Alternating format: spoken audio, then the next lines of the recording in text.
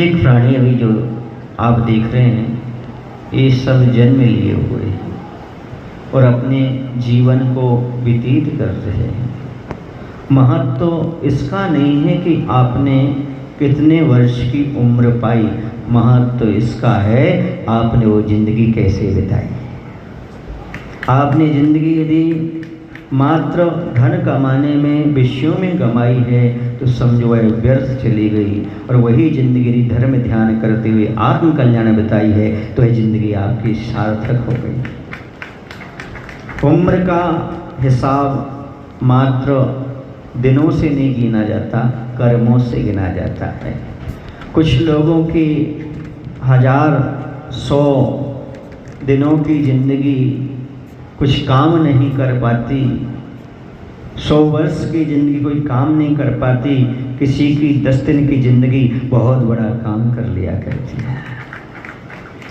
आदिनाथ भगवान ऐसे ही व्यक्तित्व के धनी हैं जिन्होंने जीवन तो पाया, लेकिन जीवन पाने के साथ साथ उन्होंने जीवन को सार्थक किया।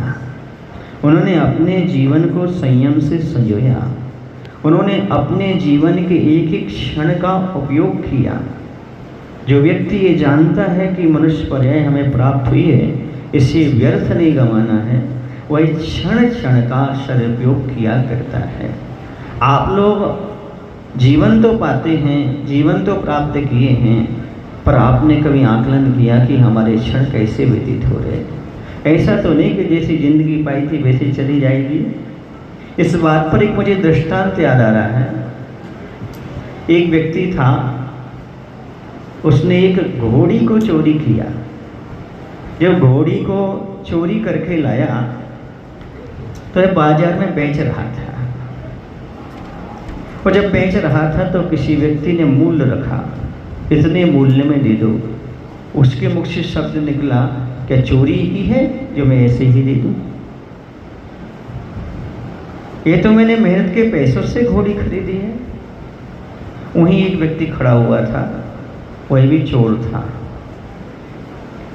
दूसरा व्यक्ति आया, दूसरे व्यक्ति से भी उसने यही बात कही, मैं इतनी सस्ती में घोड़ी नहीं दे सकता, क्या ये चोरी की है? वह चोर सुन रहा था। ऐसा 4-5 लोगों से उसने बोला।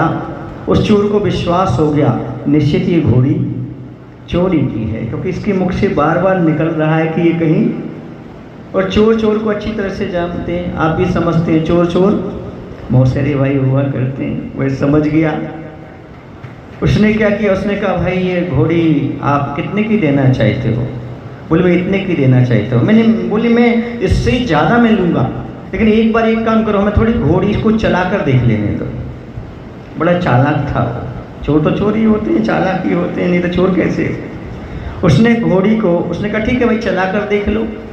घोड़ी पर बैठा और लेकर के चला गया, लौट करके आया ही नहीं। तो उसे पता था चोरी मैंने कर ली है, समझ आ रहा ना, और लेकर के भाग गया। अब वो जो 2-3 ग्राहक पुराने थे वो आए, उन्होंने पूछा भाई वो तुम्हारी घोड़ी बिक गई? बोली बिक गई। बोले कितने में? बोले जितने में आई थी उतने में चली गई। क्या आपकी मनुष्य पर्याय चोरी की वस्तु है क्या? मुफ्त की वस्तु है क्या? इस मनुष्य पर्याय का मूल्य क्या समझ रहे हैं आप?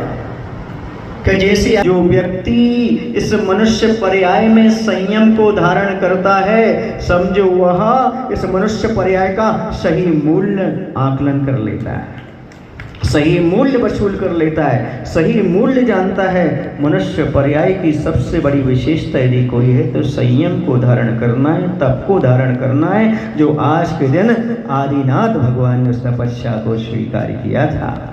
मध्याह्न में आप देखेंगे आदिनाथ भगवान उस तपस्या को स्वीकार करेंगे।